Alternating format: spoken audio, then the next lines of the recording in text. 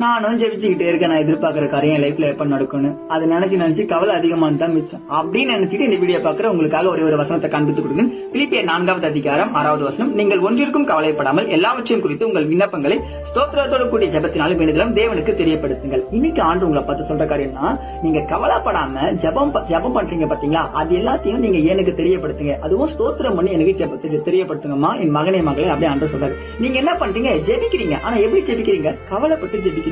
எப்ப நடக்கும் சொல்லி உங்க உள்ளத்துல கவலையோட பாரத்தோட ஜெபிக்கிறீங்க. ஆனா ஆண்டு சொல்றது, நீங்க கவலைப்படாம ஜெபிங்கம்மா. நீங்க ஒண்ணுத்துக்குமே கவலைப்படாம எல்லாத்தையும் குறித்து நீங்க என்ன பண்ணுங்க? ஸ்தோத்திரம் பண்ணி ஜெபத்துல நீங்க எனக்கு தெரியப்படுத்துங்க அப்படின்னு ஆண்டு சொல்றாரு. நீங்க தெரியப்படுத்துறீங்க, உள்ளத்துல நிறைய கவலையோட பாரத்தோட மனசுலயே வச்சுக்கிட்டு நீங்க ஜெபிச்சீங்கன்னா நடக்காது. அது எல்லாத்தையுமே ஆண்டவர்கிட்ட கொடுத்துட்டு ஜெபிச்சீங்கன்னா இன்னைக்கு உங்க வாழ்க்கையில நீங்க எதிர்பார்க்கிற காரியத்தை பெற்றுக்கொள்வீங்க. அப்ப நீங்க பெற்றுக்கொள்ளத்தக்கதாக ஜெபிங்க. நிச்சயமா உங்க வாழ்க்கையில நீங்க பெற்றுக்கொள்ள போறீங்க. God bless you. Amen.